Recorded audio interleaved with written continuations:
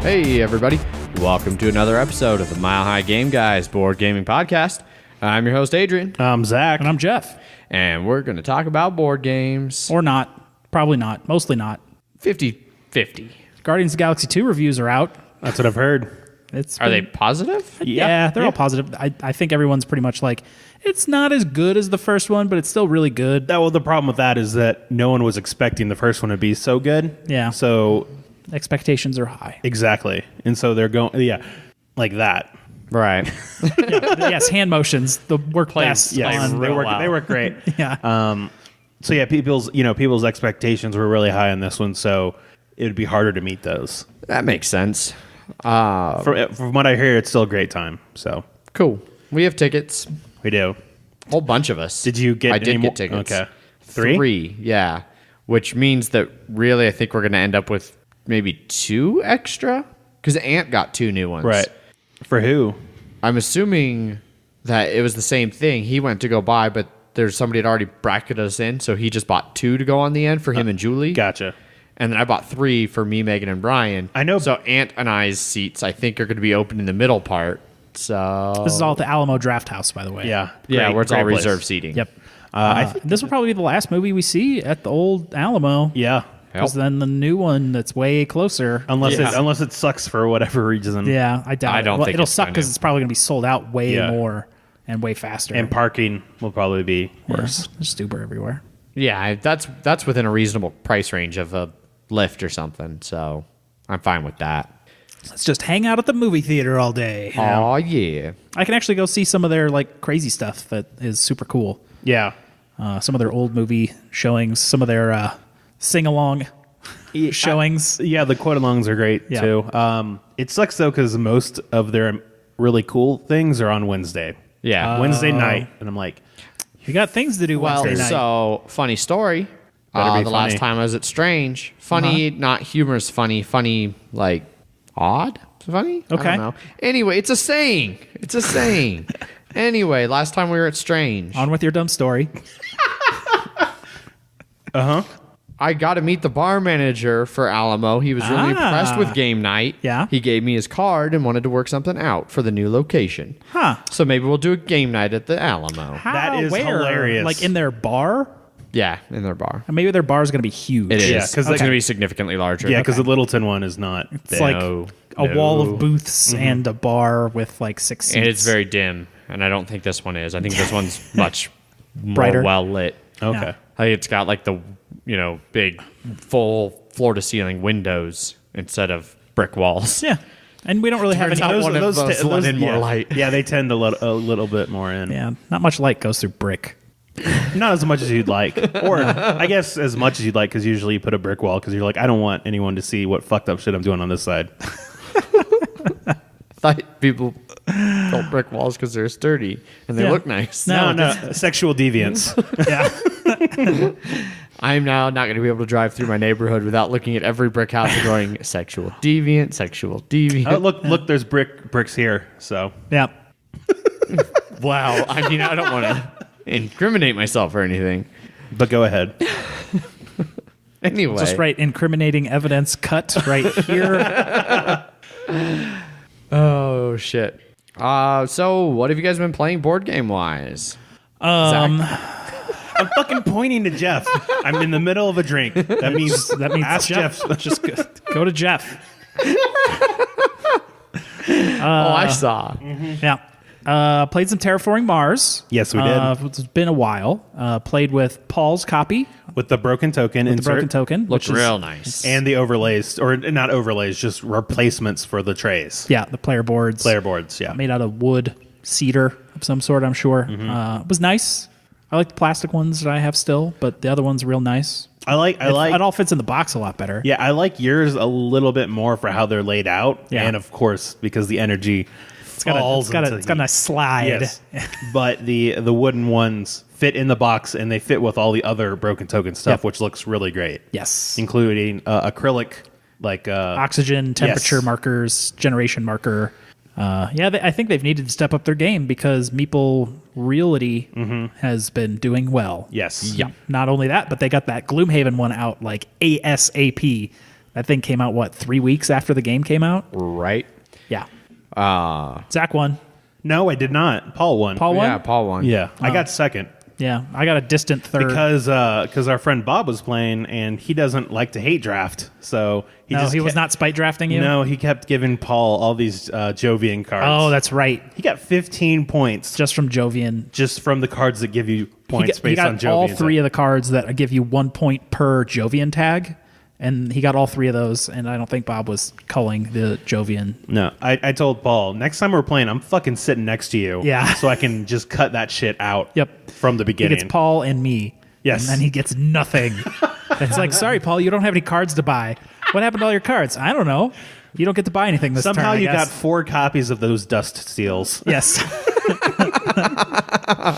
We bought 4 copies just for this joke. Yep. And it's 4% oxygen. Good luck. Yep. Terraforming Mars is always fun. I was really itching to play that again. Yep. And I was like, oh, this is great. And I like that one mainly because it's never like, oh, I want to try and do this time. It's always just, let's see what weird shit I can come up with. And that's what you were the what do they call it? The The one that cities get built. Yes. And I get money production. Yeah, and then I immediately played an immigrant city, which basically was your power, Yes. except the 3 money one. Yep. So it was just like anytime any cities were both like, yay, money production. Yay! So yeah, that was fun. What else did I play? Oh, I played Blood Bowl, but we'll get to that later. Yeah. Okay. Zach? So before I went to Portland, I ended up buying a copy of Tides of Madness. Yeah. Which is a Portal game. It's a it's a sequel to Tides of Time, but with a Cthulhu theme. All so right. I immediately see your eyes glazing. Yep. I'm going to take a nap. So it's a 2-player drafting game. And what's nice is, like Inish, the game that we're reviewing later, it has a limited card pool that you're drafting from, and you sort of know what cards you're getting. Okay. Because you draw 5 cards. Each person has 5 cards, and you play one of them, and you pass the other one to the other player. So then you immediately know for this first age, after that first pass, you know pretty much all the cards that are left in play. And so you can plan for that. Yeah. So they have different suits. They're like towers, which are like locations, books, elder signs, and stuff like that. And it's like, if you get you play a card that says, if you get a majority of locations, you can get 7 points. And you know the card you gave him had a location, and if he gave you a location, then you can plan for that. Yeah. And then what happens is at the end of that round, first you get madness if you played certain cards that had madness icons on them. And then if you ever have 9 madness at the end of the game, or at any point in the game you have 9 madness at the end of a round, you straight up lose.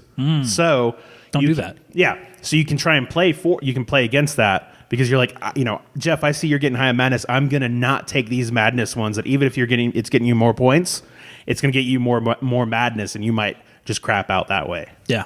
Go insane. Yeah. But it's nice is that after you play all your cards from the first round, you pick them up, you put one of those down saying that you're playing it for this upcoming round, and it's sort of locked in. And then you discard another one, and then you draw 2 more cards, and then you just straight keep drafting like that. Okay. I think for a 2-player game, the drafting works really well. So the only difference between this one and Tides of Time is the madness mechanic, which I think adds another layer of strategy to it. Okay. If they could somehow implement that back into Tides of Time, then it would be like, pick that one if you don't like the Cthulhu theme. Because I will say the images on both these games are gorgeous. Okay. It has some really great looking art. But I think the madness adds another layer of complexity to the game that I think once you've played it, you go back to you go to Tides of Time, you're like, oh, this doesn't feel as good. Yeah. Complete. Yeah. Okay. But I really liked it, and it took like 20 minutes, if that. Right on. So I would definitely recommend it. Cool. Is that it? I legitimately forgot what we were talking about earlier. Did I actually mention I something? don't know. Did you write anything down for him, Jeff? Nope. God damn it. You guys are useless.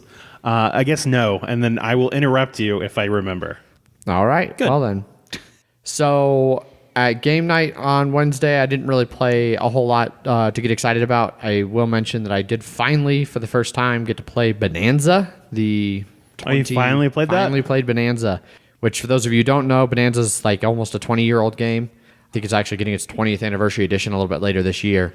It's an Uwe Rosenberg game. It was his first one, right? Or the first big hit? Pretty much his first like game. He did a lot of old like play by email or play. I think he actually did like play by mail games. Jesus Christ! Wow. But yeah, Bohnanza was his Way first to like fucking date it. yeah. Bohnanza was like his first game, and basically you're trying to grow beans for points. Different sets of beans require different amount of them to be grown to score. You start off with a hand of cards, and the one kind of tricky rule about this game that makes it interesting is you can't shuffle your hand around. The order you draw the cards in is the order they have to be played, and so the first in, last out kind of a thing. And on your turn, you flip 2 cards from the deck that are available for trade to other players, and you can work out trades with them. And then you have to play at least 1 card down. You can play 2 if you'd like. And then if any of those 2 in the center, if they're not claimed by another player, you have to play them. And you can only ever have 2 cards, 2 types of card in front of you. And then you pile up those 2 types of cards until they get to a point value where you're like, all right, I'm going to harvest these. And you take the points for them. Most points at the end of the game wins. It was okay. I had a pretty good time. There was like 7 or 8 of us playing. That's a lot of. I've only played with like 4 people. How much trading was there with 8 players? Lot. Okay, good. A lot. So I think that it might be my least favorite of the Uves I played. Not to say that it's a bad game, but I mean, I definitely would rather play Le Havre, Agricola, Feast, Gates of Loyang, Glass Road, probably Caverna. I've only played Caverna the one time. I don't know. But what if you have 8 players? Well, I mean, yes. Well, just kill one of those players and play Caverna. Oh, God. Holy shit, no. And then everybody else can die of old age. Yeah. No, I get it. But I just still did enjoy it. I can see why it's been a game that people are still playing 20 years later. Then moving on in the week Friday, I had a few people over. Zach, you were amongst them. Jeff, you showed up later. You weren't in for the game. No. But played 4-player Food Chain Magnate, which makes back-to-back weeks that I've gotten that to the table, which makes me very happy. It is definitely my favorite game right now. Yeah. The way we were feeling about Terraforming Mars, well, the way I was feeling about Terraforming Mars like 4 months ago is how I feel about Food Chain. Oh, the last right time you now. got to play it? Yeah, basically. But right now I'm like, oh, wait, you want to play Food Chain? Okay. We got 2 hours? Sure, let's go. Let's do it quick. But I really enjoyed it. I got second again, so both my last 2 times I've came in second. This time I wasn't nearly as close of a second. Paul pretty well ran away with that game. Yep. But it was a lot of fun. I still really enjoyed it. And then Sunday, I got to go up to Heavy Cardboard again and did a live playthrough and teaching of Brass. And, they'd posted in their Slack that they were going to do a playthrough, and I have been interested in that game. We talked about the Kickstarter last week a little bit. And so I was like, hey, if you got an extra spot, I'm free. I'd love to come up and give it a shot so I can decide if I wanted to back it. So I went up there. I did that. It was about a little over 3.5 hours total for teaching and playing. And man, that's a good game. I really liked it. It's pretty highly rated many, many years later. So yeah, it's like a top 40, I think, still. 39, I think, is what it's at. Yeah. Something like that. Well deserved. It's brutal. Like, it's one of those, like, they explained the rules, and I was like, okay, this makes sense. Nothing seems too complicated. And we got about 2 or 3 turns in, and I was like, oh, God, what do I do? It's 25, actually. 25? Yeah. Nice.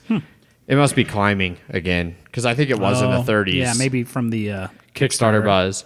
But yeah, it just was brain burning, all kinds of tough decisions, trying to figure out, what you want to do versus what you can do, and then figuring out how your opponents are going to fuck you. And yeah, wow, really good game. 100% going to back that now. That made it. That's good. That convinced me. Yeah, I will still continue I will give any game 1 play, and then most games I will give at least 2 plays before I determine if I ever want to play them again or not. Yeah, fair enough. So yeah, I don't know. This might be a 2-play game for you, Zach. I'm not entirely sure. As he silently nods into his microphone. Yeah, but okay. It's okay. Yep. I am slowly getting another, side group of people that I can play those games with when you don't want to. Yeah. Just There like you you have other people you can go play. Terraforming Mars with. I actually want to play Terraforming Mars still. Well, maybe you should stop playing games with other people Yeah. as much. This is your penalty. I was thinking Your social penalty. I was thinking you have other people you can go play like Arkham or Eldritch with. So, Jeff. Yeah. Never really played any of those games 2-player. They definitely do 2-player. They do. but, yeah. Well, we played Arkham, the card game. LCG. Yes. Yeah. Right. Yeah. I've never played Arkham Horror. Yeah. Fair enough. I have many, many times. Before Jeff gets into the bloody minute that I think he's got coming up here, Yep. since I was mentioning the Brass Kickstarter, it is super funded right now. It's at 619,000 of its 59,000 goal, and has almost 7,000 backers. Yeah, 1,031%. Yeah. A little over 2 weeks to go. Yep. And like we talked about last week, it's basically about $60 if you want to get just the Just game, Brass. which that's Lancashire is the Lancashire, whatever.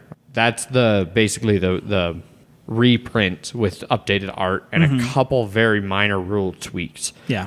Would not call it a new edition. No. But maybe a 2017 edition. Yeah. Yeah. And then Birmingham is Birmingham sequel. is supposedly fairly similar. Martin Wallace had some input on the board, but he wasn't the main designer behind that. Okay. Not sure how that's going to be overall, but if I'm getting Lancashire, Birmingham is like Of course I have to get this. it's like $30 extra. It's like and you're not and then if you get both you don't have to pay shipping Yep. and yeah. So probably going to do that. But that's Brass. Yeah. And I think we're ready for some bloody minute. Jeff, Almost. you've got I was going to talk real quick about Plague Inc. It's brand new. Ant played it 2-player, hated it, so he got a 4-player game together. That game is actually pretty fun. If you've ever played the app Plague Inc., it is pretty similar. You're all playing 4 competing diseases. There's the countries and stuff out there, and you're trying to put each country has a different amount of slots that you can put your diseases on, and then once it's full, you're rolling lethality die to try and kill the country off, and then you get an event deck and points. And points are also your currency to buy new evolutions for your diseases to make it more infection, airborne, more lethal.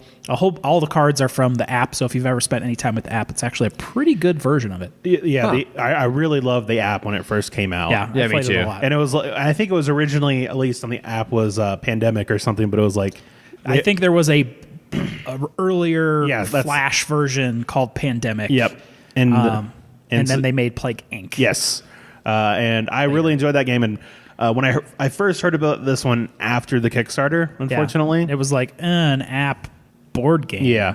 But then I watched a playthrough of it on John Gets Games, and I was like, how much is this? It's like, ooh, how much is this game? And it looked, it was not available yet. And I was like, damn it. I think it's just now becoming available. Yes. But yeah, it was fun. It's got bacteria or virus. It's got some cool decisions in there. A little bit of take that to it, like your event cards. It's like you're the CDC, but you're also a virus, and you're playing the CDC card to like screw someone else over. It looked pretty nice. And there's some scoring of like I killed more countries in this continent, and then there's like an end game bonus. Yeah, and I always liked. Whereas, like, it's like you have to be heat resistant to like go into a lot of parts of Africa, and you can only fly into certain ports and stuff like that. I forget, was Madagascar there? Madagascar is not there, but there is a card that very much so references it. Probably there's flavor. These guys are okay. These guys will be safe forever because fuck Madagascar and Plague Inc. Oh my god. Greenland is also a giant pain in the ass in Plague Inc. Yep. I mean the base not rule in those cards, but the base rule in in the app was always just 100% infection, no lethality, let it spread everywhere, just so I can get into those things and then kill everybody. Yeah. And the game goes until all the country cards are gone, and then it will continue until someone can't do anything. Right. They can't infect anything. They can't roll like lethality die, and then the game ends. And then you just score up your DNA points, and then you win. It's fun. Nice. I like it. People should look into it. Yeah. Sweet. It's brand new. Cool. On to the Bloody Minute. There was a lot of Blood Bowl this week. I played my game versus Paul, my orcs versus his orcs, the onions versus the war bosses. There is no word "the" in the orc language, so played it at game night before we played Terraforming Mars. Paul won, trounced me epically, 3-0, which for orcs scoring more than 2 is insane. He got a lucky blitz on a kickoff, which he ran me over, and then I couldn't pick up the ball, and he was right next to the ball, and then just right into the end zone with nothing I could do.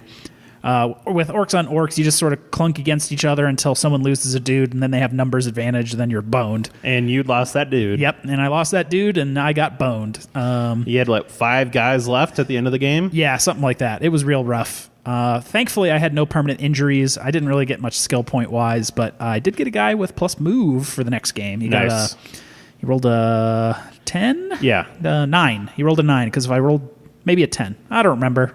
But he got movement, which is nice, especially on a blitzer, because now he's faster and can get where he needs to go. And then, that was Wednesday, and then on Saturday, I finally played C.O.R.P.S.E. C.O.R.P.S.E, it was super fun. It is a variant of Blood Bowl.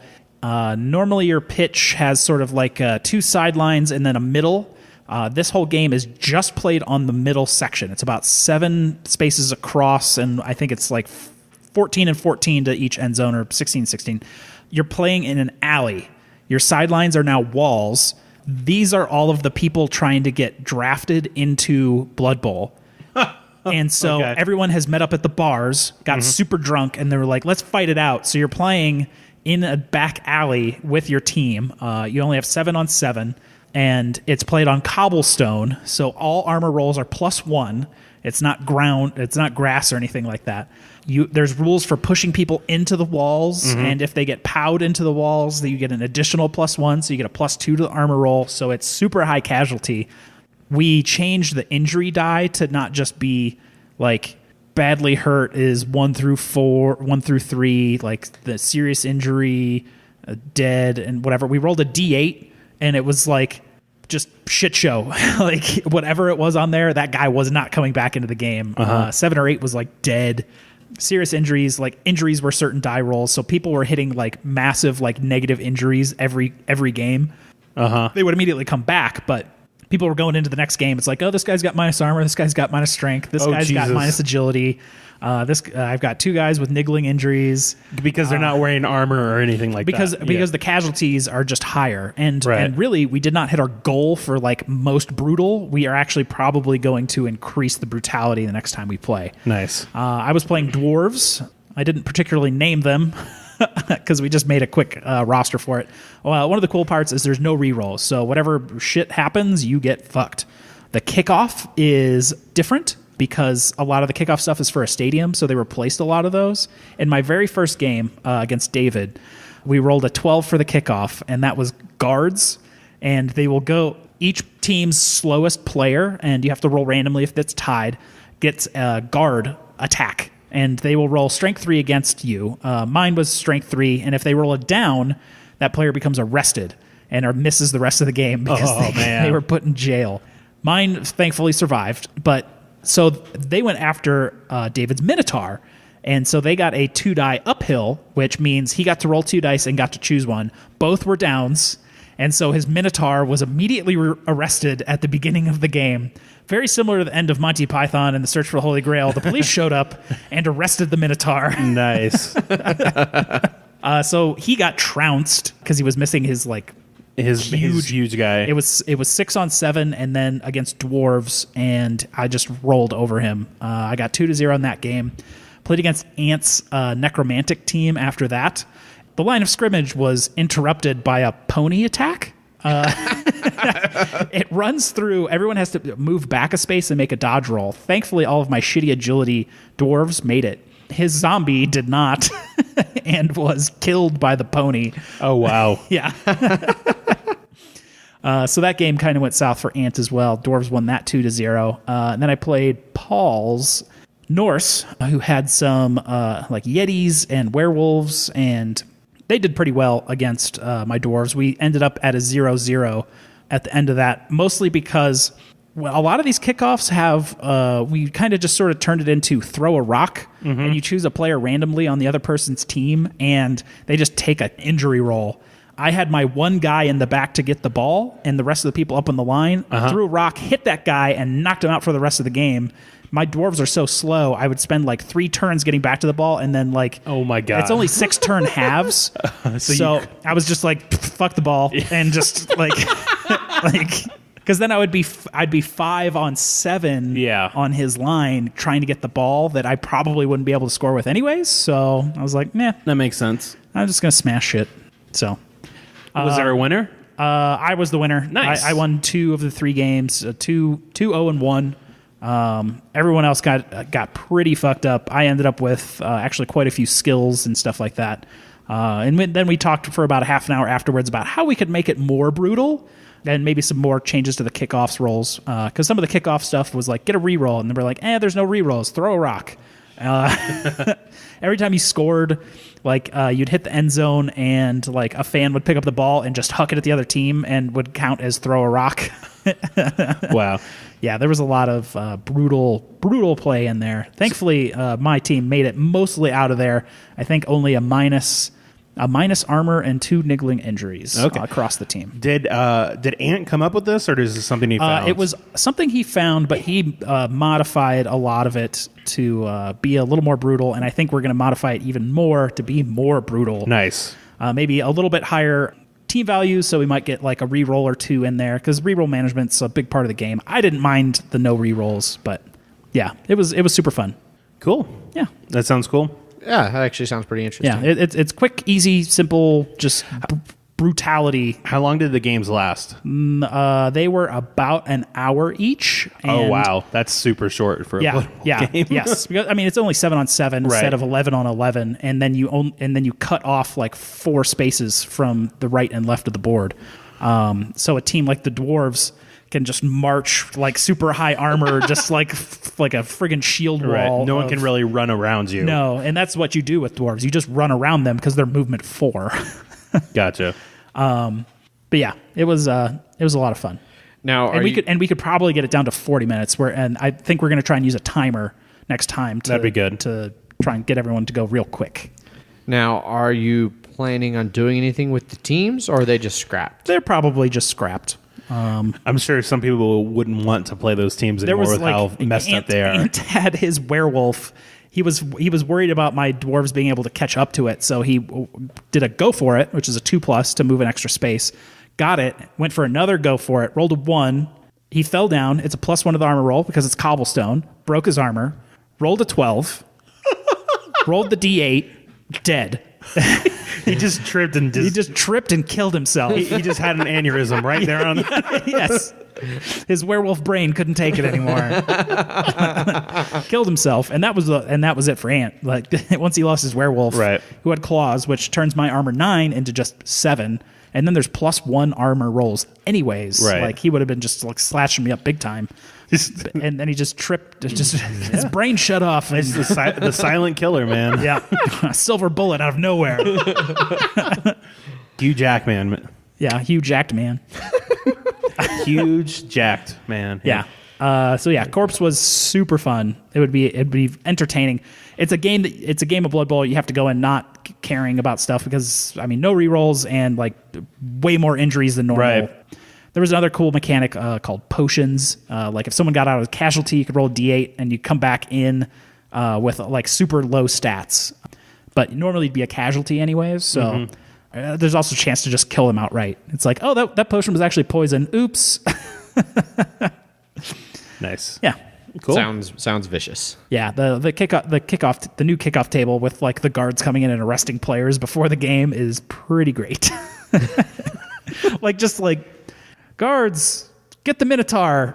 Okay. Just Dolomar, just a Minotaur, just with handcuffs on. Like, I guess I'm not playing the rest of the game, guys. Also, that Minotaur won MVP at the end of that game. Really? Yeah, because you can just choose MVP as long as they started the game. Apparently, that Minotaur took one for the team, so the game could continue. Nice. Okay, then. Yeah, C.O.R.P.S.E, super great. Yep. Awesome. I think that pretty much wraps up everything we've been up to lately, and we can move on to some Kickstarter and news stuff, right? Yes, indeed.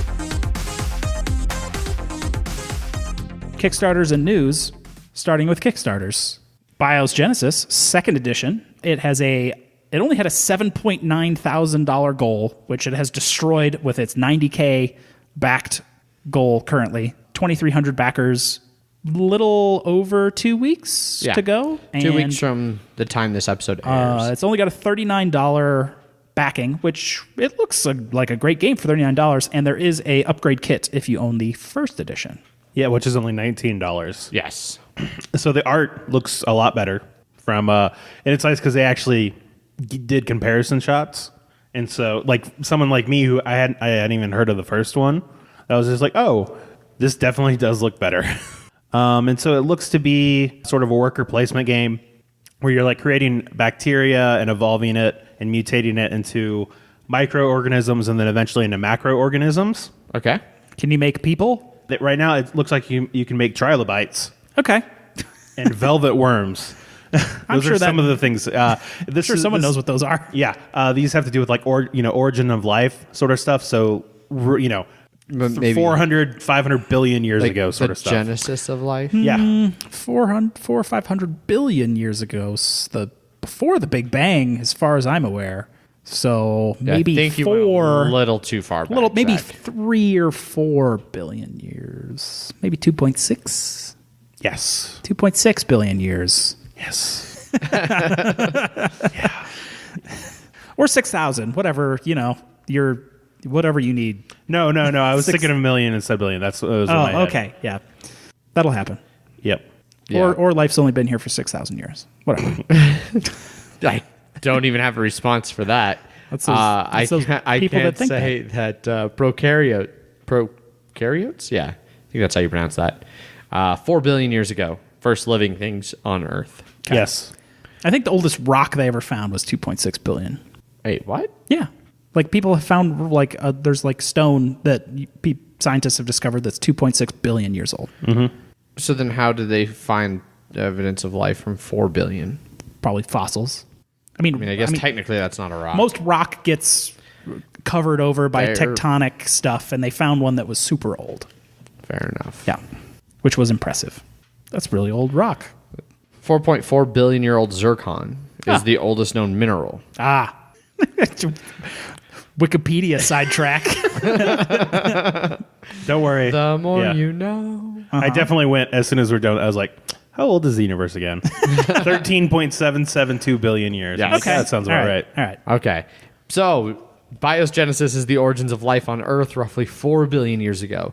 This is to be followed shortly by bios megafauna, which is dinosaurs, Oh. and then bios Origins. which is spaceflight and beyond. And you can technically, they're going to include rules to have sort of a campaign over all 3 games. That's cool. Yeah. There's also the possibility that they're going to add in campaign modes for High Frontier and Interstellar. I don't know much about Interstellar, but I know High Frontier is a very heavy Euro. And so I think that'll be interesting. And I know a lot of the people like on the Heavy Cardboard Slack channel are really interested in BIOS. So Can I make a land shark? no, but thankfully we have awesome friends who will tweet you land sharks. Yeah. Is it too late for me to give them some info on the game so I could like maybe their next campaign be like ocean life to land life? Yeah. Land shark. It's just, Have you watched Moana at all? I have not. Okay, at one point, Maui turns into a half human, half shark with the shark half on the top. Would you call it a street shark? Oh, God. Fortunately, there are no streets. Okay, they don't ride skateboards or anything. No, because it's just water. Okay, or and rollerblades. Nope. Okay, it's not real street sharks. Then. Now I want to watch Street Sharks. It's a not good cartoon from the 90s. I remember that. I had the toys. Didn't they have at I had the least? toys Didn't they as have well. like elbow pads and stuff still? Mm-hmm. Yeah, because They have to make sure you wear your pads. Yeah, the kids got to wear the pads. kids got to wear the pads. Do they have a helmet? No, No. Yeah. maybe a Giant tiny, shark like a heads. little tiny one. They're giant All right, shark Google. heads. Stop Googling it. No. Moving on to the so But- Biogenesis Looks let's real wrap good. It up. Like I am thinking of backing that because it's only $39 and that looks like a good ass game. Correct. You can also, if you're feeling squirrely, you can jump up to the $64 pledge level and you get a copy of Pax Ren, which is also supposed to be pretty good. I don't see any pads there. I just see gloves because he means business. I think the toys had pads because they were geared even more towards kids in the cartoon. I don't know. They had skateboards or something with them too. Anyway, $64 for what? To also get a copy of Pax Renaissance. Okay, whatever that game is. Yes. Yeah. It's a card game that's supposed to be pretty good. Okay. Moving on to the next Kickstarter. What is it, Jeff? What do we got? Different sort of Kickstarter for board games. It's called the White Box. It is a board game prototype thing. Kit, yeah. It's met its goal 4 times over. It's $38K on its 10K goal, 930 backers, a little under 3 weeks to go, and a $30 pledge. Yeah. So essentially what this is it's coming from Gameplay Right and Atlas Games, and it's basically to continue to encourage people to make new games. They're basically saying, like, hey, right now we're in this kind of golden age of board gaming. Everybody's got ideas for board games. We want to make designing and developing your own board game more accessible. And so the White Box is a learning, planning, and prototyping tool for tabletop game designers. It contains a book full of essays on game design and production that tell you, how to do a whole bunch of different stuff. Like they mention here, how to use randomness, what to ask playtesters, and whether or not you should self-publish. And they've got a bunch of advice on all kinds of things like that. And then it also has just a whole bunch of random little components. Meeples, cubes, dice, some punchboard chits, some that are pre-printed, some that are blank so you can draw on them. Just all this stuff that you can use to make a prototype game for yourself and get it out to the masses. I saw this on Twitter a couple days ago, and I tweeted out to Sounding Board, our buddy Wes, and somebody else I know who's been working on a lot of prototyping, and they all three were like, well, that seems pretty sweet. Yeah, you don't have to tear apart your other games just to make a game. Correct. So it's reasonably priced. Yeah, $30. There's a whole bunch of different levels in there if you just want like the essays or the like info. Yeah, you can even get the high tier one was getting a game designer to actually give constructive feedback on your prototype, right? Which is pretty cool. Yeah, and so the lowest pledge is the $8, and that's for the digital essays. If you just care about the tips and tricks and stuff, and you are fine, pillaging your own games for components. $20 gets you. It's another digital one, and they give you a couple extra Gameplay Right ebooks.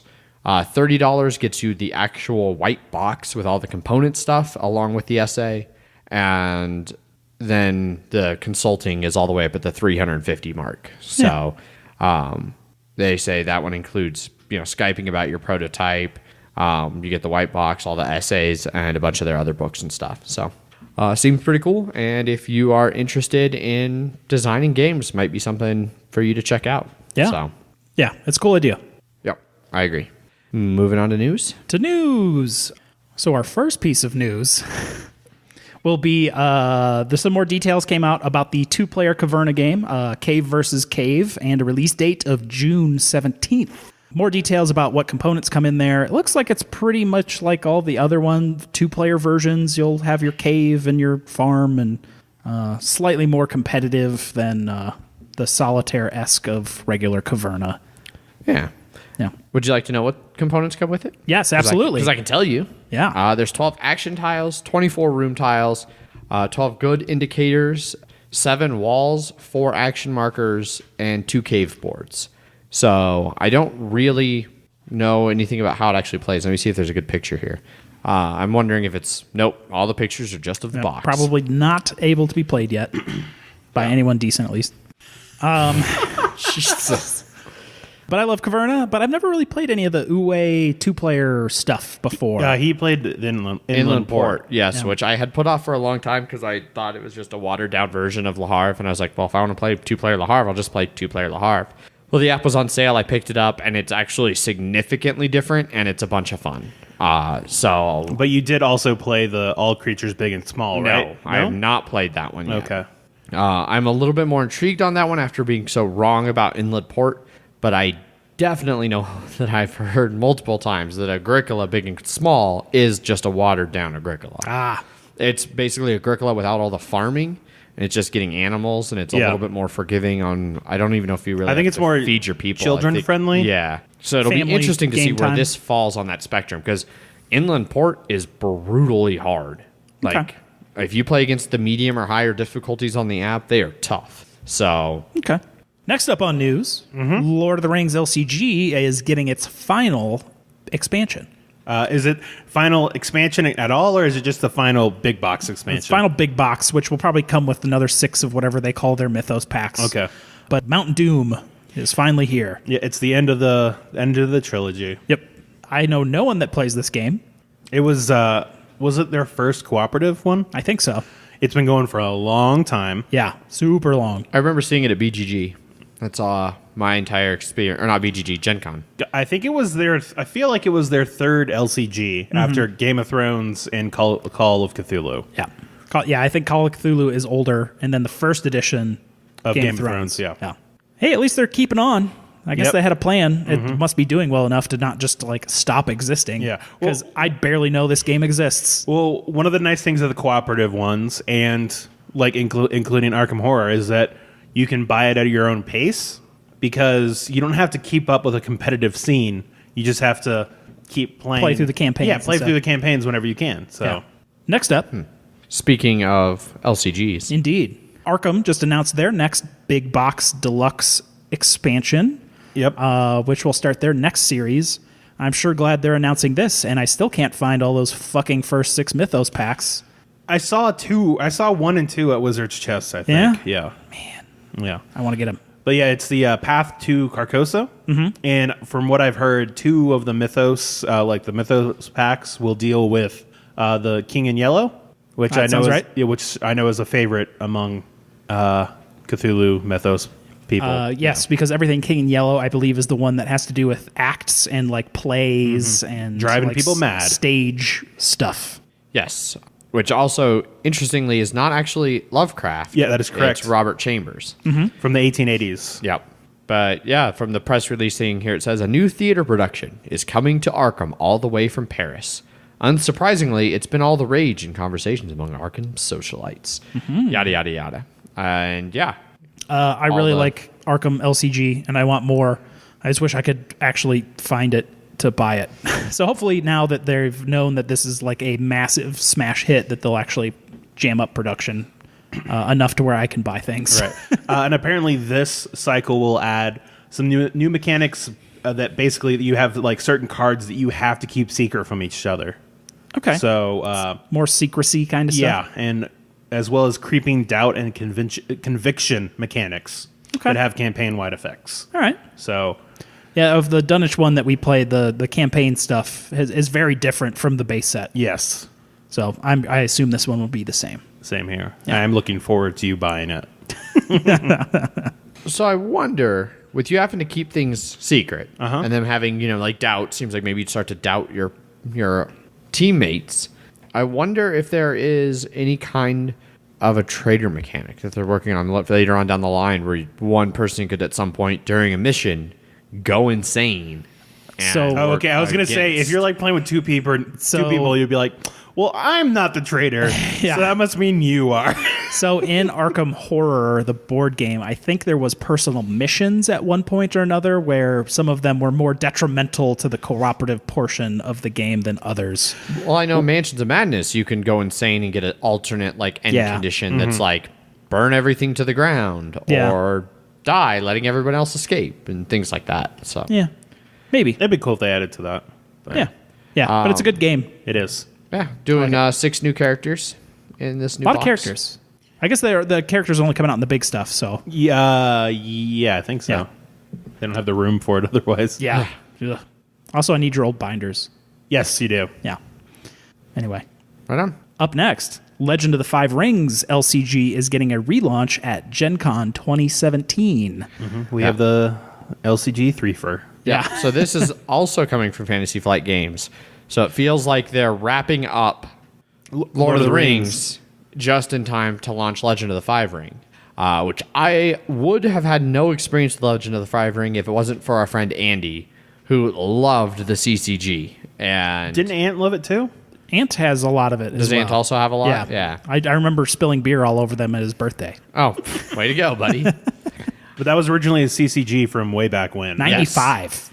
Yeah, Like- old CCG. Like hard Magic the Gathering era. Oh, wow. Yeah. Yeah, which I played it a couple times with Andy's decks, and I mean, I'm not really into that kind of game so much, but it seemed fun. It had some cool different mechanics for like honor and stuff like that.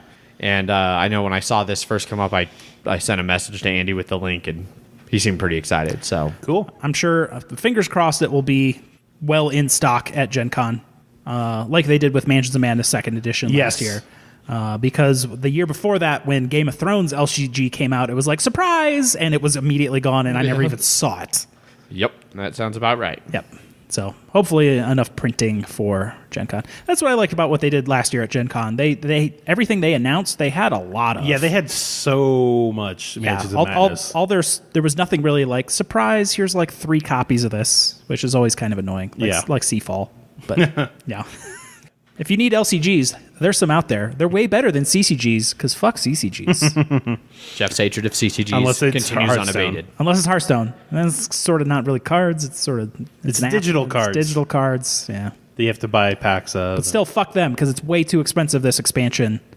I mean, you could stop, you know. I'm not. Too much in now. Yeah. I can't afford to stop. That's the sunk cost fallacy, man. I am going to fallacy all over Hearthstone. 3 more quick things. The Terra Mystica app is out. $10. $10. Sorry, $9.99. Yeah, whatever. I'd rather have Twilight Struggle for $10. Yep. But Terra Mystica, I mean, it's like, what, a $70 board game? Yeah, it's Something like that. A lot of wood. Yeah. Yeah. So if you want to try a Terra Mystica... So, I mean, they're usually expensive if they have a lot of wooden components. There's so much wood.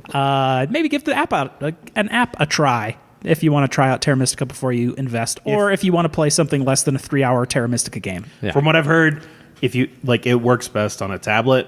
Yeah. Like most do. Like the Small World 2 was only on tablets. I'm pretty sure I have that on my phone, dude. Well, it's Android, so they run tablet stuff on a regular phone a lot. Fair enough. Yeah.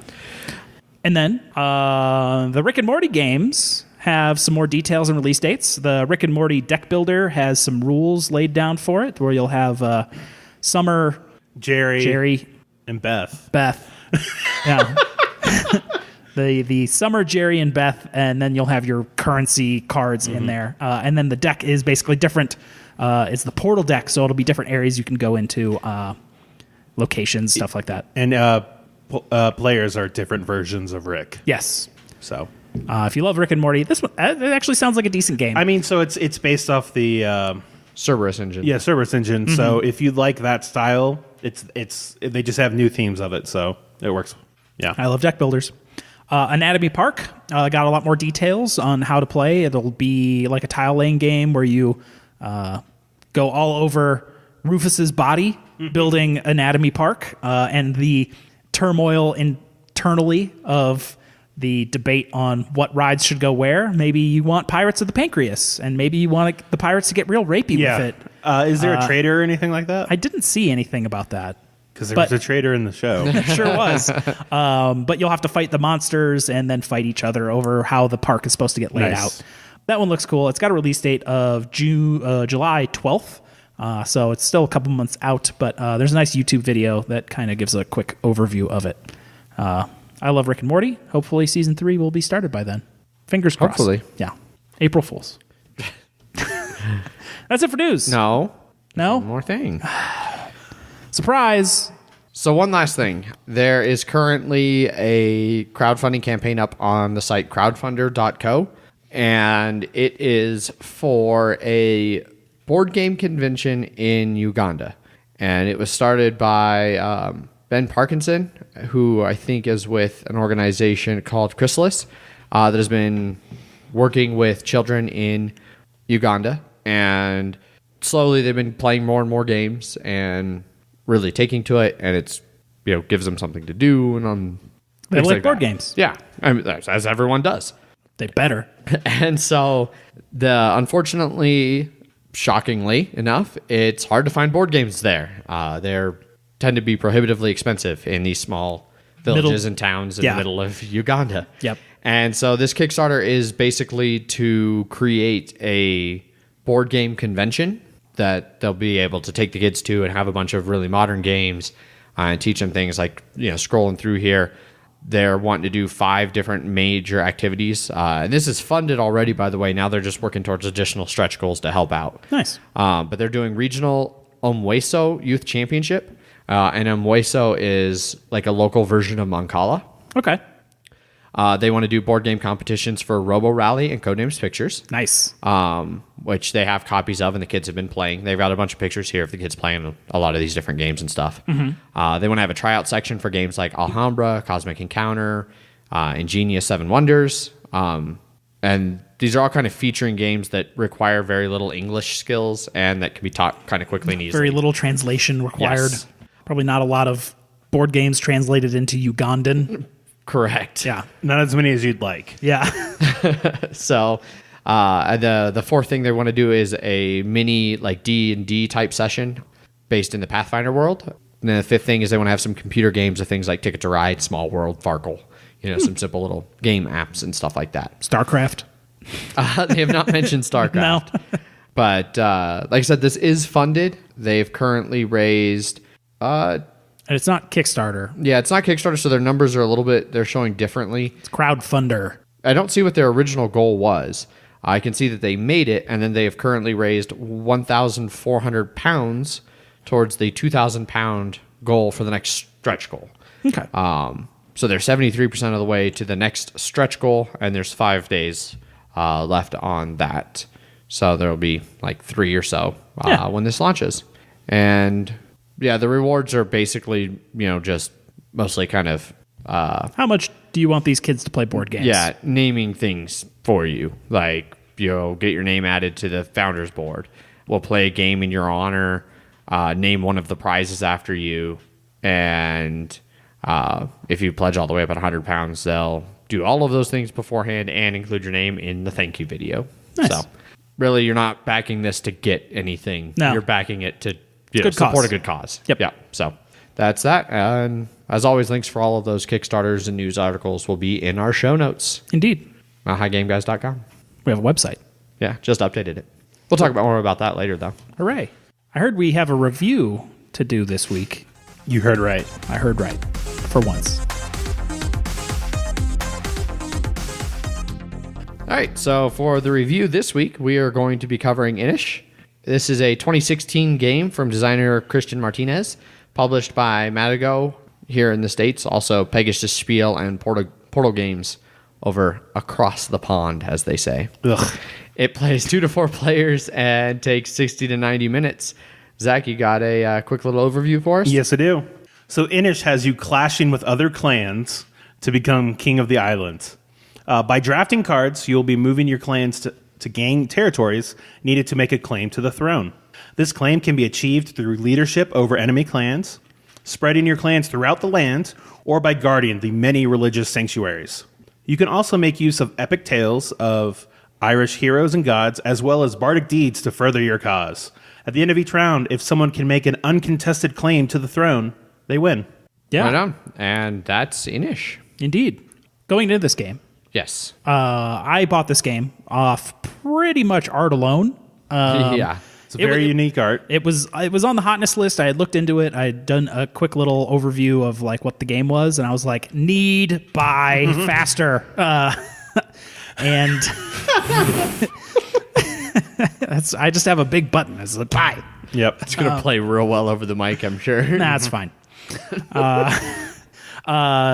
It's dudes on a map. Yep. This dude's on a map in a mythic setting. Yep. The bread and butter of Matago games. Yes. Other games, Kemet. Kemet and Cyclades. Clades. How dare you paint them with such a broad brush, Zach? No, I'm just saying they have 3 games. They're all great, and they are all that. Yes. I really was like, this game looks amazing. I've not played either of those other 2, but I feel now's the time to jump in, and that's why I had purchased that game. Gotcha. Awesome. Yeah, so I had heard of this game. It was on my radar. I knew the artwork was pretty awesome. I'd seen a lot of pictures of it, heard people talking about how great the art and everything was. Jeff picked it up, and, we started playing it. It's, like we said, dudes on a map game, so going in, dudes on a map isn't my favorite mechanic or basis for a game, but I still have enjoyed them in the past, so I was pretty ambivalent going into this one. I was excited to check out the art and see how it played. Cool. So I am a huge fan of Cyclades. I have Kemet. I bought that one just based on hype alone. Still haven't played it for the 3 years that I have it, but you know what? I'm not going to get rid of it. I will play it one day. Yes. One day I will play it. But until then, you will not get rid of it. Exactly. But I'm a huge fan of Blood Rage and like in our themes thing, mythic battles are like one of my favorite themes. And so I didn't really know much about the Irish, the Celtic theme, but like you said, I saw the art and I was like, well, this is very interesting looking. Yeah. Not in a bad way. No. Just this looks cool. I really liked how the tiles looked because they're immensely jagged and somehow they just kept linking together. Yeah. The Celtic knot or whatever you want to call it. It's 3 facing sort of. That's what's on the back of them. Or no, yes, yeah. But yeah, I was just like, ooh. I love their previous game that I've played. I love these types of games. I do love dude on a map games for the most part. I heard that it had drafting. Yes. I'm like, ooh, I like drafting. So I was definitely optimistic when I want to give it a try. Awesome. So getting it to the table and getting to play it, let's talk about our thoughts on the components as we started to play.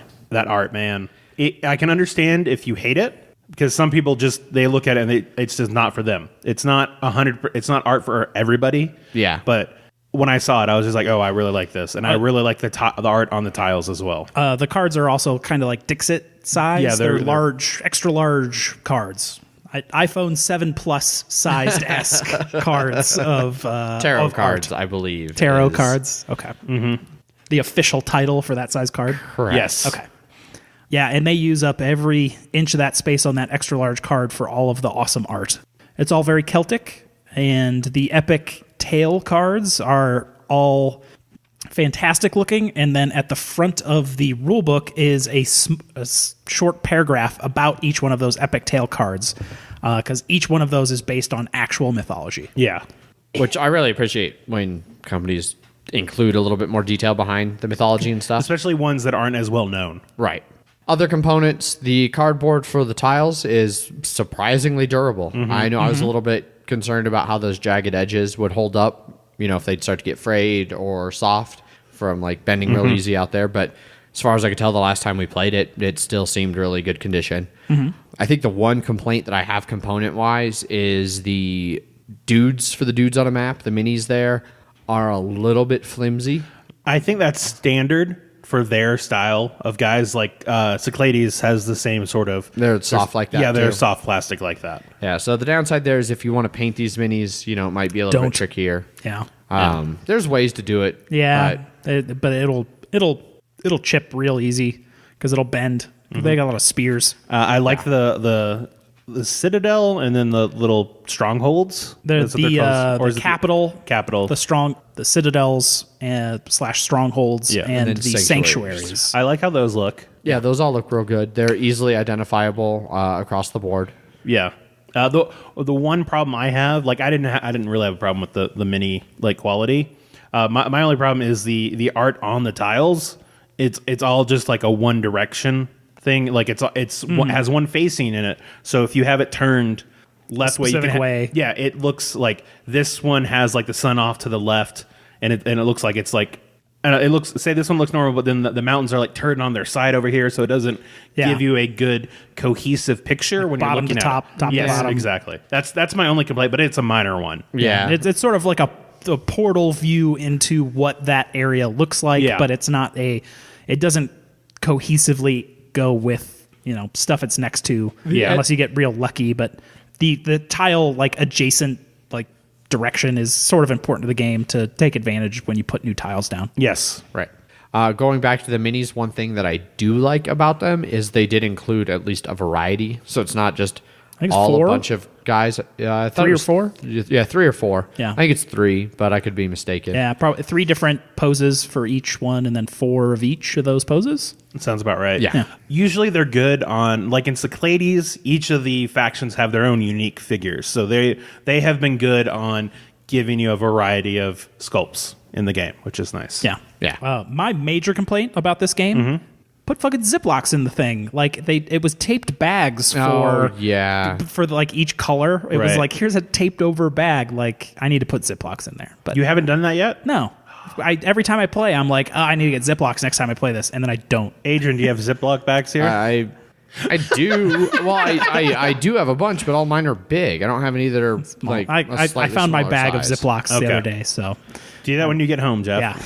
yeah, Yeah, that is pretty annoying. yeah. Not easily resealable army bags kind of suck, but that's a super minor complaint. But like, come on, Ziplocs. Don't put how much different cost is there to not put Ziplocs in your bags?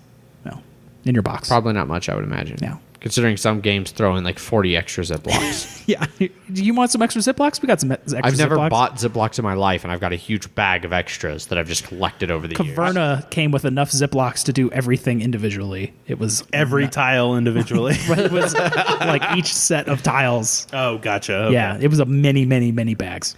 That's where most of my Ziplocs came from. So anyhow, moving on, rules and rules explanation. So this is your game, Jeff. I believe you got to have the pleasure of teaching it first. Indeed. The rules actually aren't too bad. There's a couple little tiny rules that you have to remember, and some of them are kind of like splotched into little side paragraphs, like a lot of rule books. Like, hey, make sure you read that pink paragraph that's a little bit more than just a description of what the rule is. Yeah. So there's only two major phases in the game, assembly and season phase, but they are very major. Assembly is all kind of like your change around your first player, and you sort of have to teach people the order, and they use very thematic Celtic names for all this. Like the Bren is the first player token. Checking to see if players won the game. You do that at the beginning of each turn? Beginning of each turn, because during the season phase, you have to take the action that's like, hey, I'm the pretender. I have gotten the victory condition. And then there's deed tokens that you can get that take things down. But the hardest part, I think, to teach people was the how the clashes work, because combat in this is detrimental for the most part. Like, you don't really want to be fighting. You want to get like your stuff with like through advantageous card use instead of like just like, I'm going to run into you because I got like 7 guys, but like it's like, oh, there's some citadels here. I'm going to put my guys in the citadels, and then whatever you kill, I'm just going to come back out of the citadel, and I'm still here. Yeah. That's one of my favorite things. Well, like, run away. Yeah, well, run away. even better is that you can fight, and then you guys can immediately be like, we don't want to fight anymore. Yeah. So you can everybody loses one guy, and then you're like, meh, you know what, we're good. Yeah, we're done here. I got my guys in here, and then that's it. Yeah, I mean, rules-wise, it wasn't like hard. It's like, hey, we draft some cards, and That's one thing I did want to mention was the drafting is a little different, because every other one, it's like you draft one, you get a hand of 4, you draft one, you put it down, you pass the 3, you draft from that remaining 3, you pass it again, 2, and then 1. This one is you get 4, you take 1, you pass the 3, and then you take the 3 from the next person, and you put that 1 card back into there, and then you draft 2 from there. Yeah. So you can change your entire strategy based on what cards you're seeing. Yeah, and you can even be like, say, Paul is 4 away from me, and he, I can take this card to make sure it doesn't get back to him, and then as soon as that happens, I can be like, oh, okay, now I'm going to stick it back in and take some other things. Yeah. And like you said, you can change your strategy if you're like, oh, I really want to move some guys, and you just don't get any more movement. You just get building up. You're like, okay, I guess I'll just build then. Yeah. Yeah. Yeah, so I thought that was really cool. Yeah, that was something we missed the very first time we played that made a big impact on later plays. Yes, it did. So, and there are little rules like that you can miss. The advantage cards, where because being chieftain of a land is very important. It's just having majority there. You get a special power for each one of the different tiles, and if you are a chieftain of that land, you get the special power, which can be an extreme variety of things, where it's like discarding cards for other epic tale cards and things like that. You get first player, and then you draft cards. Yep. And then you move to the season phase, which is playing all of your cards and moving your guys around the map and putting new tiles down. There are only, 12 cards total, and then up to 16? I think it's 17. Yeah. Because you always take one out. Ditch one. And then it's, if you're playing with 3 players, it's 13. Yep. But it's going to be the same card. So that's one thing that's nice is that, like I was talking about with Tides of Madness, you're going to see the same cards over and over again. So it's not like a drafting game where you're like, oh, what do I have this time? It's like, oh, I need to make sure to get that one card. Yeah. There are some dig through the discard cards, some cancel your card. There's one cancel card. Yes. So the Druid. Yeah. Fuck the Druid. The cool part about that is then if you play 4-player, there are four-player cards. I think this game is best at 3 because I don't really like those 4-player cards. The 4-player cards are basically just all combat, which Gotcha. It's not my favorite part of the game, so that's why I like 3-player. Gotcha. One thing I also really like rules-wise is I like that there are 3 different ways to get the pretender to the throne, and so when you're looking at the map, you can't be too focused on any one of them. No. Because someone could be sneaking in there. Yeah, because if you're like, oh, I just Jeff has one guy here and one guy here and one guy over here and he is one away from getting that pretender. Yeah. The Epic Tail cards are super powerful, super specialist. There's a lot more of them in the deck that you'll ever actually see. Very true. But the game comes down to just building, recruiting, and moving and fighting. It's super simple, and I think this game probably plays a lot shorter than the 60 to 90 minutes because we've had a couple 45-minute games with 3 players. Yep. And the game, just as you think like, oh, this is going to be forever, someone just like, boom, win, and it's over. Yep. That seems to be my experience with that. Yeah. But I don't think any part of the game was super hard to learn. No, it's... I don't remember, other than, like you said, we messed up the drafting the first time we played. Yeah. But And it became much more interesting after that. It did, yeah. All right. Did you have anything you wanted to add for rules, Zach? No, it can be in-game play. Yeah. All right. So let's move on over into gameplay. Indeed. One of my favorite things in this is that you can do a soft pass. It's not like, Terraforming Mars, all these other ones that once you pass, you're done. Yeah. It's you can pass and wait to see if someone's going to do something, but you have to make sure it's not late enough that if you pass, everyone else could just be like, oh, you know what, we'll pass too, in which case your turn's done. Yeah. Yeah. And so, I remember, go There ahead. is even one of the tile advantage cards that lets you pass without actually passing. So you can pass to delay, but if everyone else passes, it's still not passed. That's great. Yeah. I thought it was interesting. Yeah, because like in some games that have soft passing, like it's not a huge deal if everybody passes because okay, whatever, we go on to the next round. I get new cards. In this, if everybody soft passes and you still have 3 cards, those 3 cards go back in the deck. They get shuffled and redealt. Exactly. So you've missed out on doing Tons of 2, stuff. 3 actions. The first time we played this game, and it was the one that I won, it was I had a choice to make because I had 2 or 3 things I wanted to do, but I had to make sure that no one else was going to do like a specific thing right away, and so I went and I passed. I did a soft pass, and then I think was it just you, me, and Paul? Jeff, do you remember? I think that sounds right. Yeah, and then you passed, and then Paul was thinking about it and he was just like, do you want to do? And I was just like, oh God, please don't pass. And he ended up doing something, and then I was able to do all 3 things that I wanted, and he couldn't respond at all. And then that was able to get me the pretender to the throne because you had to take that as an action. Right. And I was able to take it as the last action, and everyone was just like, oh, Zach what? wins. Yeah. And then you said when you guys played recently that you were able to win, but you forgot to take the I forgot to take the pretender token. Yes, I forgot it was an action to take it. Did you try and be like, Yes. come on, guys, I won? Yes. Well, I mean, he didn't try too hard. Like, he was like, all right, well, like everybody passed. He's like, all right, well, beginning of the round, I win. I was like, no, you don't. It's like, you don't have a pretender token. He goes, ah, shit. Yeah. And like, In the rules, it specifically states you have to have one. It's Yes. not one of those Like, rules you can really bend. Yeah, it's you take the action to get it because you can. yeah, I mean, realistically, like, it was at a point where it was pretty clear Jeff was going to win. Like, I had a vague chance, which is, of course, why I made us play another round. And then didn't he win harder? Yes. He won, yes. I got the Epic Tail card that gave me dudes based on... I was going to win on Sanctuaries, and then I got guys based on Sanctuaries. Oh, Jesus. And then I was like, all right, and then the rest of my guys are out, and I have all 12 on the board now. Good luck. Yeah. Meanwhile, I screwed up and ended up losing, like, half of the territory I controlled and half of my guys on the map. And I was like, well, I can't do anything. Yeah. All right, game over. I do like how short this game is compared to a lot of other dude on a map games. And I think part of the reason is because of the 3 different win conditions that you can try and get all at the same time. Yeah. And so if you have, if I can stop you from, say, getting control of 6 opponent ones, that might leave you open to be able to take the six territories. Yes. And so, especially with the citadels, it gets harder and harder to kill certain people. Yeah, and as more and more Citadels get put out on the board, because the more turns you go, if you use the Geis card, the one that lets you just take another card out of the discard and just play it again. Yep. So you That's can get a super great card. Yeah. They're all super powerful. Yeah, they're Like, all super powerful because there's so few of them. Yeah. They all do super great things. Yes.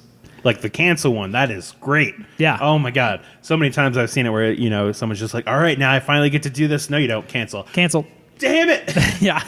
And you always have one ditched. So So fingers it's not crossed. perfect information. Yeah. But yeah. The first player token is interesting because you actually have to control an area on the map, the capital, to get the first player token. So there's a reason to kind of fight over the capital area. The turn order is interesting because it is just a coin flip for counterclockwise or clockwise. Being first player is very important for winning. Yes, because if you are the first player and you are tied with somebody, you win. Yep. For pretender, claims to the throne. Yes. Correct. But if two people are tied and neither of them are the Bren, it just keeps going. Yep. It's like, well, neither of you are the Bren, and so you're tied, and neither of you win. Next turn. Deeds are super important and super rare. Yes. They usually come off epic tail cards. I think there is another one in the 4-player cards that can, like, if you give an epic tale to someone else after using it, you can get a deed. Yeah. But they're super powerful because that takes your limit of any of those victories from 6 to 5. And you get to choose. Yes. So it's not like, okay, I'm getting this deed and then I'm going to put it towards territory control. It's just, I have this and then I have a wild card for any of my victories. And I think I've seen someone get 2 of those before, and you're like, they only need 4. Oh my god! Yeah, it's like they only have to occupy 4 different spaces on the board, which and is they're going to super win. easy to do. Yeah, so that's why you have to murder them. Yeah. But the whole murdering part of this game is not beneficial to either side at most points, unless you have a really specific card combo. Every time you attack, you get a first round because there's the aggressor and the defender can plop guys into the cities, and then they're totally immune. Besides some epic tail cards that will draw them out. The epic tail cards are, of course, the ones that will negate pretty much every rule in this game. And then you just sort of like you lose a guy, all right, I lose a guy, all right, you lose a guy, all right, I lose a guy. Well, now one half is dead and there's one guy left, and then the guy comes out of the citadel and it's like, well, I'm still in control. Haha. You need to go into combat with a sweet advantage or the right cards. You can also discard action cards instead of losing a guy, but losing an action card is super detrimental because you only have 4 and you will lose a whole major action just by trying to defend against one guy. And some of those, the land, special cards, there's one the advantage cards. Yeah, advantage cards. I remember one. It's like when you fight someone, they lose a person and a card. Yes. And you're like, they iron mines. Fuck you. Yep. So hard. Yes. Yeah. We had iron mines in our last game we played. Adrian went for that first. Yeah, I used sat on that there for multiple pretty much the whole times. game. Yeah, it was handy. Literally. So yeah, I'm not sure what else there's much to talk about gameplay. I mean, I can't think of really much that hasn't been covered pretty well. Yeah. It's a relatively simple game.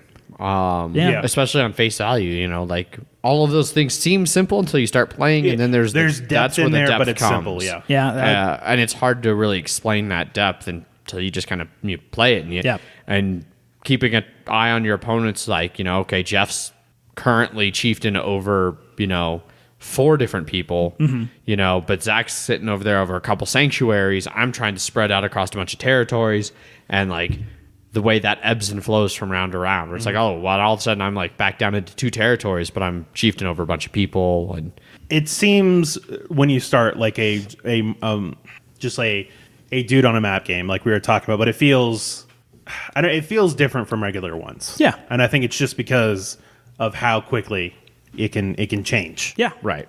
There's not a lot of dudes there, and then if you attack, you're both kind of disadvantaged against the third player Exactly. who wasn't in that war. for sure. Yeah, because if they have 4 guys sitting around and we fight, and then each of us only have 1 guy left, he can be like, okay, well, just come in here and take all your stuff now. And you're like, oh, crap. Yeah. There's a pretty good, I was eliminated, I can come back on the board rules. I was almost eliminated in the last game we played, and I came back and had literally everyone on the board at the end of the game.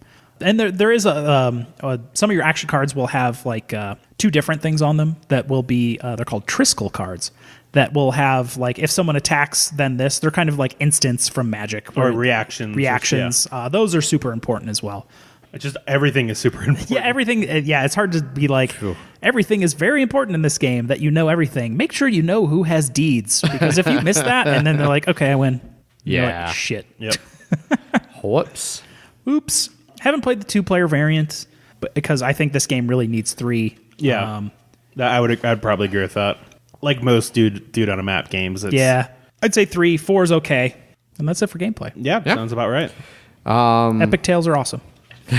Which I think brings us pretty much down to final thoughts. Yeah, for a dudes on a map game, which I have played many, I love this game. It's quick. It seems like it would take longer, and you just snappy. And not to mention, it's gorgeous the whole time you're playing. The tiles are a little big, and it can take up a little bit of space because everything about this game is big, but it's well worth the space. But I would say its space to time is not quite. It takes up too much space for as little time as it takes. But I don't really have any other complaints besides that. Okay. Zach? Cool.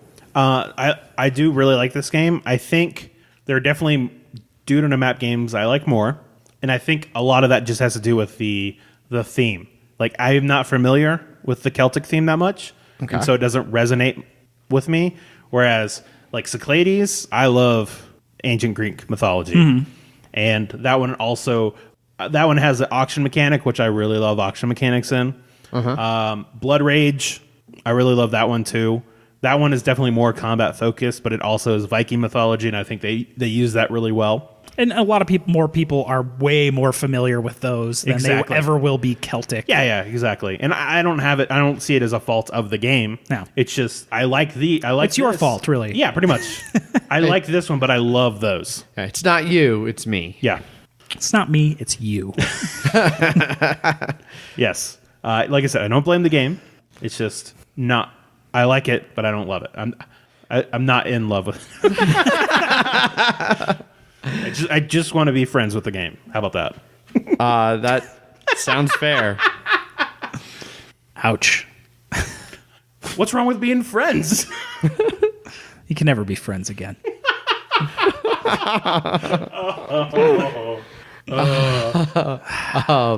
Anyway. So, Adrian? So for me, I think this is a game that I'm just fine being acquaintances with. For going with this theme. I don't have anything against it. It's not like I don't ever want to see it again. I'm not dying to play it. Mostly because, as I mentioned, when I was going into this game, dudes on a map isn't super my thing. It just never really has been. There's been a couple that I had really high hopes for. Like initially, my first play of Blood Rage blew me away, and I was upset I didn't back it. But then every play since then has been like, oh, I'm actually glad that I didn't back it. I'm okay with that decision. Inish is definitely probably my favorite dudes on a map game, largely because it does play quick. So it's not like, even if it's a game that kind of bogs down a bit, it doesn't really bog down for too long.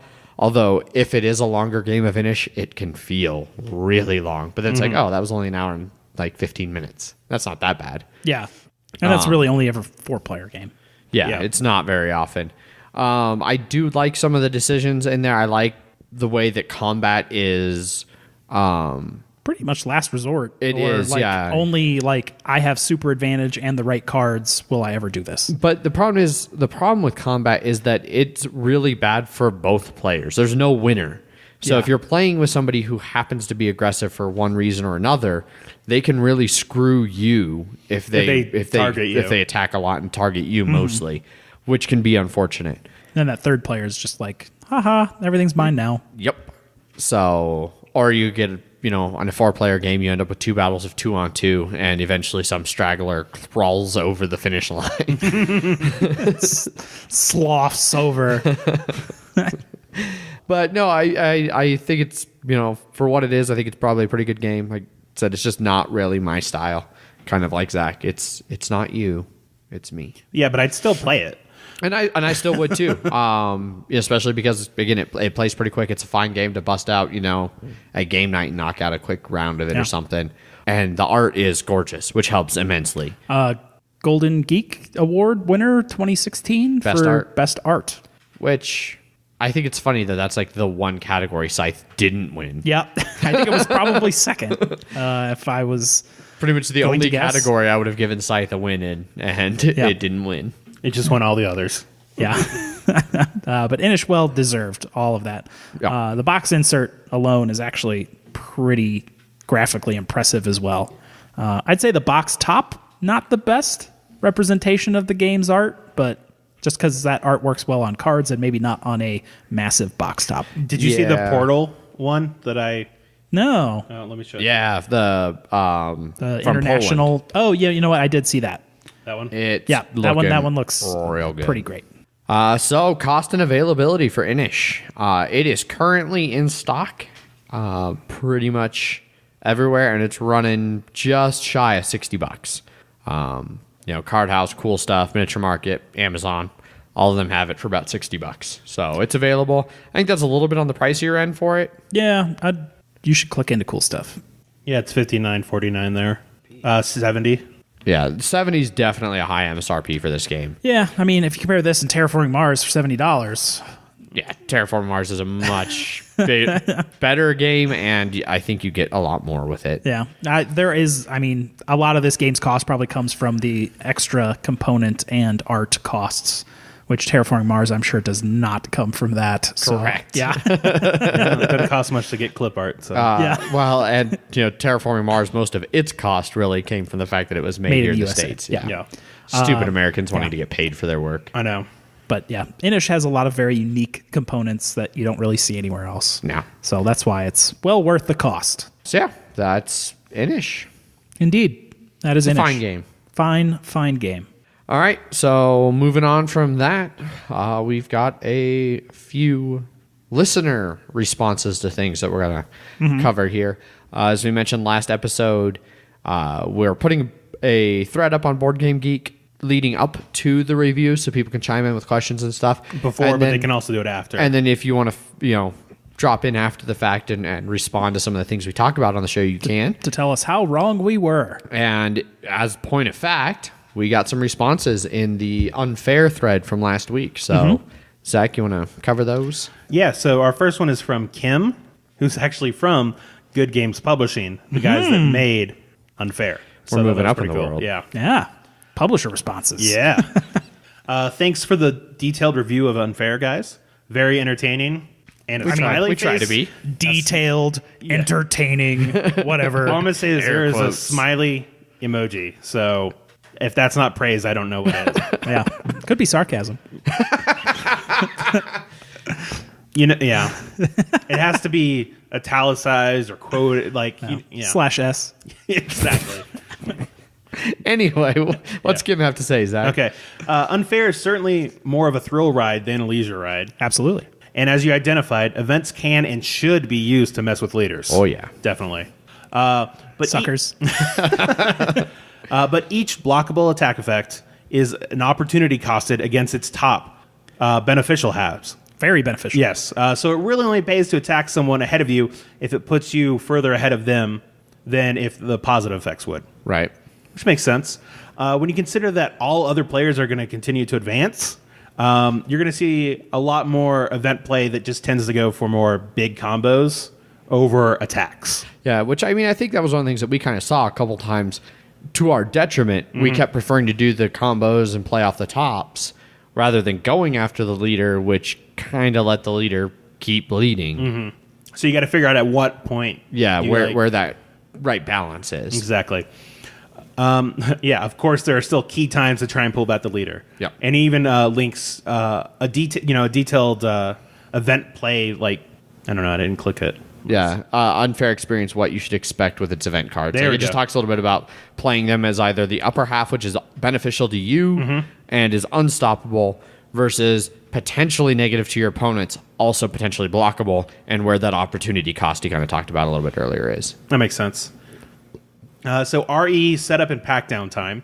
when all players help, it should literally take 3 or 4 minutes to set up, which I would agree with. Yes, we haven't always been the best about it. And, you know, when you're teaching, you know, 2 or 3 new players, you can hand them a deck and tell them to shuffle, but if they don't know. Yeah. Also, I think that the way we have our decks, at least the way I have my decks sorted, where they're just all the ninjas together and all the other ones together, might not be the optimal way. I mean, I have it to where they're all in the same whatever, you know, they are all ninjas, but it's, you know, the events first, then this. So you just grab the piles, put it there, and then you start shuffling. Yeah. They even have a video for a cooperative setup for this. And it took them 3 minutes and 30 seconds. And then pack down should take 5 minutes max with all the players helping. So Yeah, suck it, Paul. Quit complaining about helping. It'll take 5 minutes. RE game length, they do have a suggested first time setup. Which is also in the rule book. They link to it here, which is a BGG thread, but it is also the setup that's recommended in the rule book. Yeah, it's part of the Game Changers. It was called First Date, I believe it was called, and it makes it 6 rounds instead of 8, and then it takes out all of the the difficult and insane blueprints. Right. So it should give you a 90-minute first game at 4 players or 40 minutes at 2. But yes, gameplay time significantly reduces with familiarity with the game. Yeah. As is all games. Yeah, the full 8-turn demo game took 4 players just 80 minutes, including setup. So Yeah. You know, and some of this like gets into questions of who you're playing with and where you're playing with. I mean, some people are just more AP prone. They're going to take longer to read through every point little at yourself. detail on the cards. I've gotten much better, I think. But yes, even then I still can be. You know, and then like we've played a good chunk of these plays. We played at the brewery. Where at you're game night, talking and every doing game other is going to take things. 25% longer. Yeah. At least. Even if it's one that, you know, even Terraforming Mars, that we know back and forth, that it just takes longer because we're going to get beers, we're talking with people. What are you playing? Can I play? No, you can't play. We want to play with 4 players, not 5. Yep. Yeah. So I could easily see that, yeah, like if we were to pull it out right now, the 3 of us, and play here on the table, I could easily see us knocking a game out in an hour. Hour and 15 minutes, yeah. But yeah, that was from Kim from Good Games. Which, yeah, thanks for chiming in. They also replied to us on Twitter a little bit too, having listened to it, so we did Unfair last week, and the publishers responded. The week before, we covered Rahdo's Kickstarter, and Rahdo responded, which I saw Malta, 1 download in Malta on the tracker. So he listened to 1 episode I'm not more. I'm not expecting him to listen to us. He's got better things to do, Yeah. like produce videos. Yeah. I did like how he called you out. He did call me out. Incoherent. How dare you, sir? But then a smiley face. Yes. Which clearly makes everything better. Yeah. /S. Yeah. Exactly. I love Rahdo. So our next one is from Matthew, and this is about the about Evolution that we were talking about last week. At Gamma, they announced the 2nd edition of Evolution with a lower price point, 40 now. I think it was 60 when I bought it. And they're changing the feed bags to actual shields, so it actually looks like the animals are eating. Okay. On the feeding tile. Okay. Yes. But agreed, they should make the actual expansions more readily available instead of the expand-alones, which is a great Yeah, that's a name. pretty awesome Yeah. term.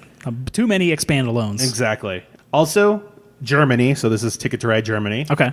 It is more based off of the German exclusive Deutschland than Markland.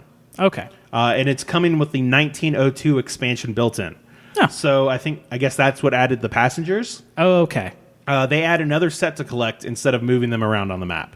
All right. To collect passengers, you get them from cities you connect that turn. So if you connect cities, you get passengers. Okay. That makes sense.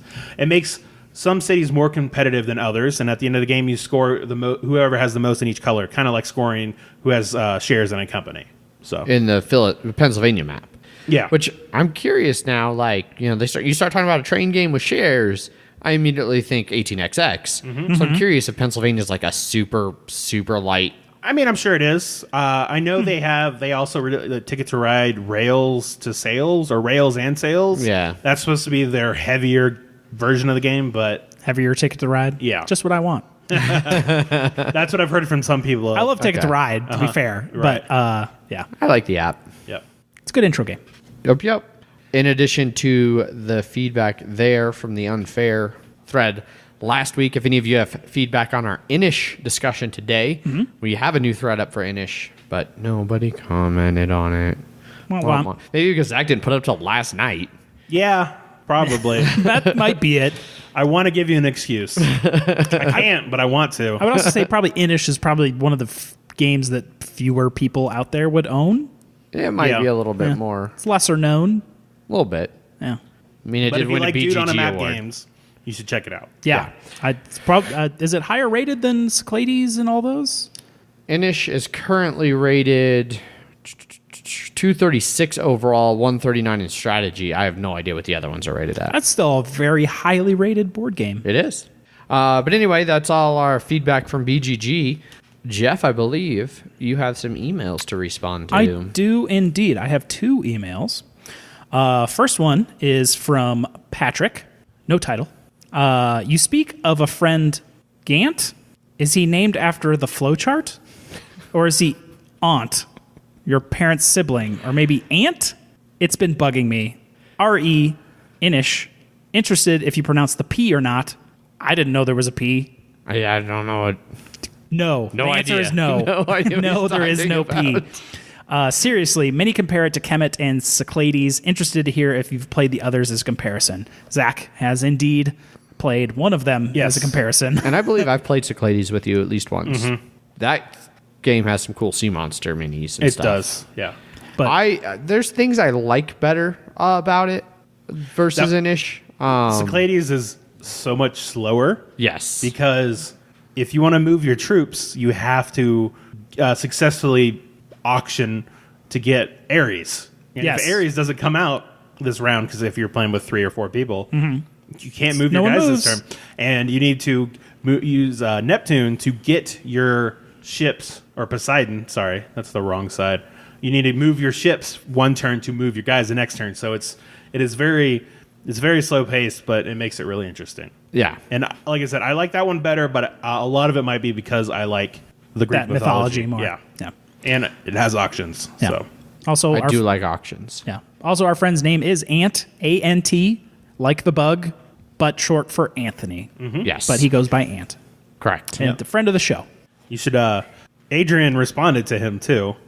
So it doesn't bug you for a week. It's No, I responded. Oh, that was you, that. Yes. So it doesn't bug you for a week. It's Ant, short for Anthony. Also, it says my name literally right under that. Yes. I hadn't gotten to that far. Patrick replied with, bugging me was an ant insect joke. Forward that to Zach. Zach, I approve of bug-based buns. Yep. Just an email thread out of the Mile High Game guys. Email treasure trove. Oh, God. Next up is an email from Paul from last week. We responded about his social anxiety and game groups and stuff like that. And joining, being new to a game group. Yeah. Titled Social Anxiety. Thanks for the response on the podcast. Hey, guys.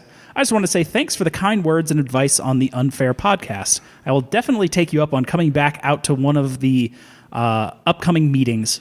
Unfortunately, I'll be out of town for work next week, blah, blah, blah, blah, blah. Finally, I saw Adrian asking on Facebook for someone to pick up Adrenaline during the Cool Stuff sale. I've got the game and will bring it with me when I come out if anyone wants to play.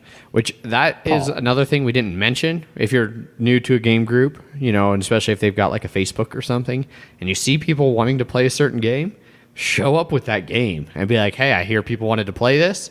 And then boom, instant friends. Yep. Immediate friends. So yeah, I'm really looking forward to seeing Paul and getting to try Adrenaline. Yeah. So I mean, it's the shortcut to friendship. Correct. Things. That's it for emails. that's it for emails. Emails at milehighgameguys.com.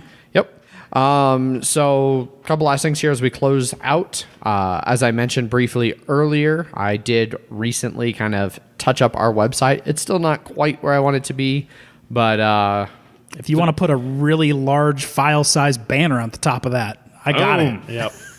Like I said, it doesn't look like a live journal from my college days. Yes. So you're good. It is a major step forward from what it was. It now has, a little widget that has some part of our Twitter feed and Facebook feed and stuff like that.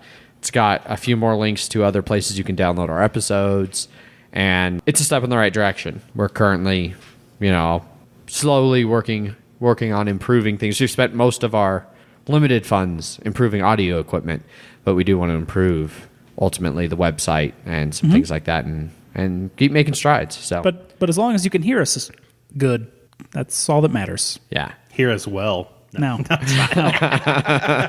No. No one is well in hearing us. They're good at hearing us. Nah, I'm good. Other than that, we are a little more than 2 weeks now until I head to St. Louis in anticipation of Geekway, and a little more than 3 weeks until Zach and Paul come out to join me. But so if any of you listeners are out in the St. Louis area and want to get in some board gaming or drinking or anything like that, I'll be there for like 10 days. I'll get out sometime around Thursday the 11th, that Thursday-Friday range there, late Thursday, early Friday. And then I'll be there all the way through Geekway. So get in touch. Yeah, that's the main news that's going on in our neck of the woods. Our neck of the woods being when we go to St. Louis. Yes, our distant. Well, no, I mean, those are just things that are coming up for the podcast. Okay. Me traveling to St. Louis, you following shortly. And Geekway. Jeff just sitting here. Jeff just doing Jeff things. Yeah. Playing more Zelda? No, you beat Zelda. I beat Zelda, but I will continue. I have continued to play Zelda. What about Horizon? It's there. God it's damn. downloaded. I didn't delete it. Yeah, well, fucking do it. Whatever. Yeah. I broke my desk chair, so I can't sit in my computer right now. Just sit on your bed. Yeah. Just sit on your bed. Yeah. I do. Anyway, I'm sure people are getting tired of listening to us.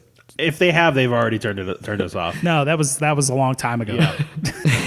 Anyway, next week we're going to be reviewing Clank, which is a deck building, dungeon crawling kind of race for the treasure sort of game.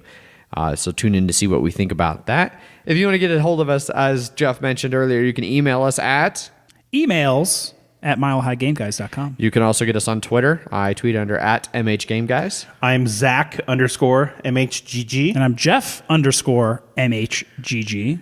Facebook and Instagram @MileHighGameGuys, and Board Game Geek Guild.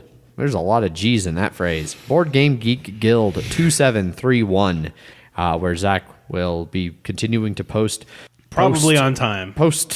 Pre-discussion Yes. threads, topics. I will slowly make them words. better. I added images this time. Yes. Images, because I did 2 of them. That's a plural right there. Yes. And links to the actual BGG page for the game. Yeah. And snark. I appreciate the snark. It's what I'm best at. Anyway, thanks everybody for listening. We hope to hear from you guys soon, and we'll talk to you next week. Until then, I've been Adrian. I'm still Zach. And I'm Jeff O. Jackson.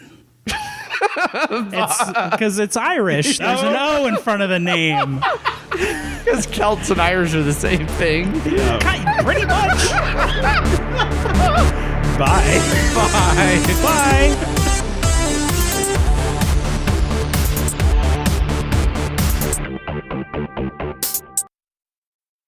After that comes... Where did you see that? Where did I see it? Yeah.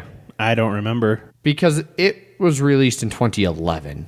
Okay. This is hardly news. I don't remember where I saw it. So I don't know. I just write down what Zach sends me. yeah, you can feel free to delete that then. Where did I see It's super out of print. It's a collector's edition, and it's going for $100 on Amazon. What? I went to Think Geek and it was available to buy now. It was on, yeah, It's on, Think Geek. you can buy it now on Think Well, Geek. so it might not be the collector's edition. Maybe it's not the Klingon language one. Hang on.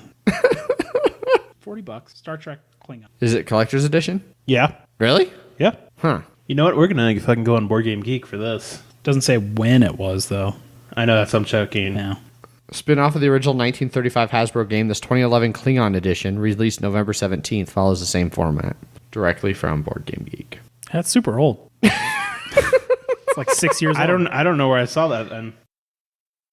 What happens to nitrogen when the sun rises? It becomes daytrogen. God damn it. And then someone goes, I'm going to bed. Good nitrogen. Sleep titrogen. Don't let the bed bugs bitrogen. Why? Why are these rare? For Patrick. Oh. To basically do a board game convention in Uganda. Huh. Where? Or Uganda? Uganda. You can retake that if you Yes. want. Uganda. I think I combined Uganda and Wakanda from. Fucking Black Panther. All I'm gonna say is the vibranium would make great game pieces. Oh, my brain. Fact. This better end up at the end.